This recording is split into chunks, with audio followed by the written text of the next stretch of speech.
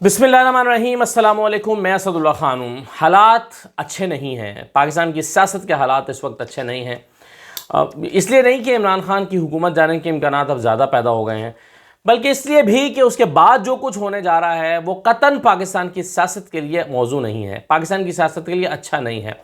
पिछले 30-35 साल से बिलखुसूस, और उससे पहले भी, लेकिन पिछले 30-35 साल से बिलखुसूस हम जो कहानी सुनते आए हैं, एक के बाद दूसरी, दूसरे के बाद तीसरी, और तीसरी के बाद फिर पहली कहानी आ जाती है। एक को बाज़ औक़ात करप्ट कहा जाता है, थोड़े अर्से के बाद वही मसनद पे बैठा दिया जाता है, फिर दूसरे का एहतसाब शुरू होता है, थोड़े अर्से बाद वही मसनद पे बैठा दिया जाता है। तो हमने 30 साल में सीखा क्या है? आप पिछले 5-7 साल से हम ये कहानी सुन रहे थे कि जी जिन लोगों ने बहुत करप्शन की है, माल बनाया है, बाहर जायदादें बनाई हैं, उनका एहतसाब इस वक्त बहुत ज़रूरी हो गया है, और उनका एहतसाब जो है वो नागुज़ीर है तो पाकिस्तान तरक्की करेगा, उनका लूटा हुआ माल वापस आएगा तो पाकिस्तान तरक्की करेगा।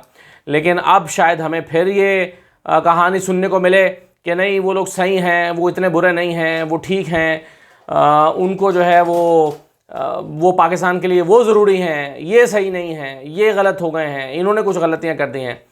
तो मसला इमरान खान का नहीं है कि इमरान खान रहे या इमरान खान जाए, मसला ये है कि हमने 30 साल में क्या सीखा है। अगर हम वहीं के वहीं खड़े हैं जहां 35 साल पहले खड़े थे और आज भी वहीं खड़े हैं, और वही एक नुक्ते पर इख्तलाफ हो जाता है जो नवाज शरीफ के पहले दौरे हुकूमत में भी हो गया, दूसरे दौरे हुकूमत में भी हुआ, और इस कदर बढ़ा कि वो फिर मामलात आगे जो है वो सियासी तौर पर चल नहीं सके। फिर जब आर्मी चीफ का लगना होता है, इख्तलाफात पैदा हो जाते हैं और इस हद तक जाते हैं। तो हमने सीखा क्या है तारीख़ से? मेरा सवाल ये है। बहरहाल जो चीज़ें नज़र आ रही हैं मुझे, वो तसादुम की तरफ बढ़ती हुई नज़र आ रही हैं। चीज़ें तसादुम की तरफ बढ़ रही हैं, और तसादुम भी ऐसा कि जो किसी के फ़ायदे में नहीं होगा।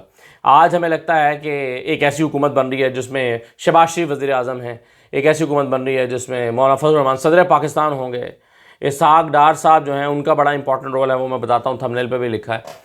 और या उनको अहम टास्क दिया जा रहा है इसहाक डार साहब को, और अहम वादे उनसे लिए जा रहे हैं। उनसे क्या वादे लिए जा रहे हैं, क्या टास्क दिया जा रहा है, मैं आपको बताता हूँ।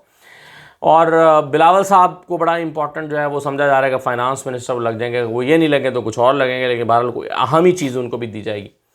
तो ये एक मतंजन, आप समझते हैं क्या होता है कि मुख्तलिफ रंगों के चावल जो होते हैं वो मिला के एक जर्दा तैयार किया जाता है, वो मतंजन होता है। तो वो मतंजन जो है वो बनाया जा रहा है, तैयार किया जा रहा है, और उससे हम ये तवक्को करें कि जी ये अब मुल्क को डिलीवर करके देगा। इनको सबसे पहली तरजीह हुकूमत में आने के बाद क्या होगी?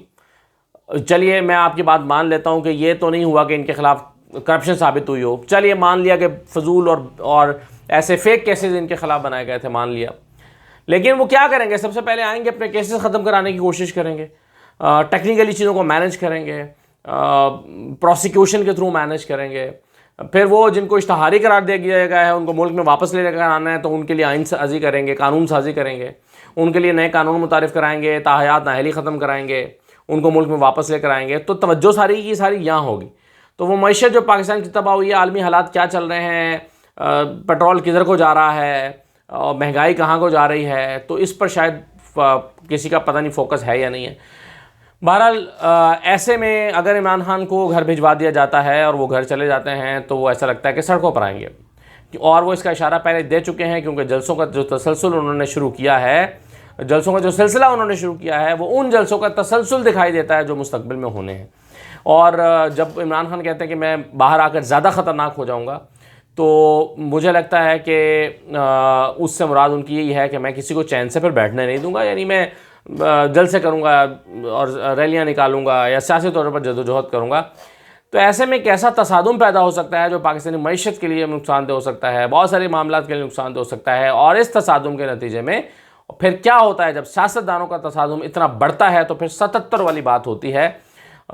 खुदा ना खास्ता ये भी चीज़ हो सकती है, और मुझे नहीं मालूम कि इसके बाद मुल्क आगे जाता है या पीछे जाता है। कुछ लोग कहते हैं कि आगे चला जाता है, उन 10 सालों में बड़ी तरक्की हो जाती है, लेकिन शवाहिद ये बताते हैं कि उससे पाकिस्तान को हासिल कुछ भी नहीं हुआ। इस वक्त इंटरनेशनल इस्टेब्लिशमेंट जो है वो इस वक्त इंटरनेशनल इस्टेब्लिशमेंट इमरान खान को किसी भी कीमत पर निकालना चाहती है। वो इंटरनेशनल इस्टेब्लिशमेंट, वो अमेरिका जो पाकिस्तान में मार्शल लॉ की हिमायत नहीं करता और कहता है नहीं नहीं नहीं, आप जो है वो जमहूरी हुकूमत बनाएं, तभी अगर मुशर्रफ भी आते हैं तो उनको इलेक्शन कराने पड़ते हैं, और उनको काफ लीग बनानी पड़ती है, इन सियासतदानों के हाथ में इख्तियार देना पड़ते हैं, वो भी शायद, वो अमेरिका भी शायद इस वक्त इमरान खान की को निकालने के एवज़ किसी भी चीज़ को पाकिस्तान में, किसी भी सेटअप को कबूल करने के लिए तैयार हो जाए। हालात इस किस्म के हो रहे हैं। बहरहाल चीज़ें पाकिस्तान के लिए अच्छी नहीं हो रही, मामलात अच्छे नहीं चल रहे। ऐसे में इसहाक डार साहब को खबर अब मैं आपको दे रहा हूँ, इसहाक डार साहब को टास्क दिया गया है कि वो अगला बजट तैयार करें, और अगले बजट की तैयारी में वो लगे हुए हैं। वहाँ पर वो बड़े कॉन्फिडेंस से वो भी कह रहे हैं कि जी मैं जा रहा हूँ, पाकिस्तान जा रहा हूँ, लेकिन ख़बर ये है कि उनसे कह दिया गया है कि भाई आप तैयारी करें।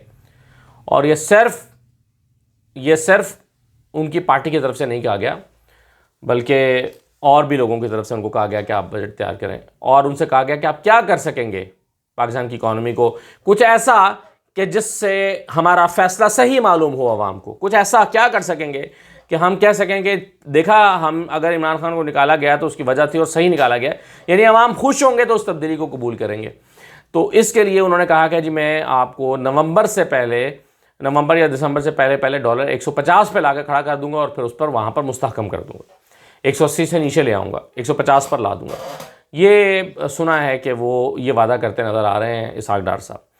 तो चीज़ें बहुत कुछ है मेरे पास कहने के लिए, लेकिन मैं भी बहुत मोहतात हूँ, मैं इतनी चीज़ें कहना नहीं चाहता। लेकिन इमरान खान की हुकूमत के लिए और इमरान खान के चाहने वालों के लिए अच्छी खबरें नहीं हैं। मैं, आप जानते हैं, पिछले कई दिन से ऐसे व्लॉग्स कर रहा हूँ कि जहाँ जहाँ मुझे कोई उम्मीद की किरण नज़र आती है, या मुझे लगता है कि सिस्टम कंटिन्यू करे और उसके लिए कोई एक स्टेप उठाया जाता है, तो मैं आपको बताता हूँ कि एक जो है वो इम्कान पैदा हो रहा है। एक ये इम्कान पैदा हुआ है कि इत्तेहादियों को पैगाम दिया गया, एक ये इम्कान पैदा हुआ है कि जहांगीर तरीन साहब अभी खामोश हैं, एक ये इम्कान पैदा हुआ है कि मुलाकात हो गई है जहांगीर तरीन साहब की हुकूमत के लोगों के साथ। तो मैं आपको ये चीज़ें देता रहा हूँ, लेकिन अब ऐसा लगता है कि मामलात पॉइंट ऑफ नो रिटर्न की तरफ तकरीबन जा चुके हैं, और आगे हालात दिन ब दिन कशीदा होते नज़र आ रहे हैं।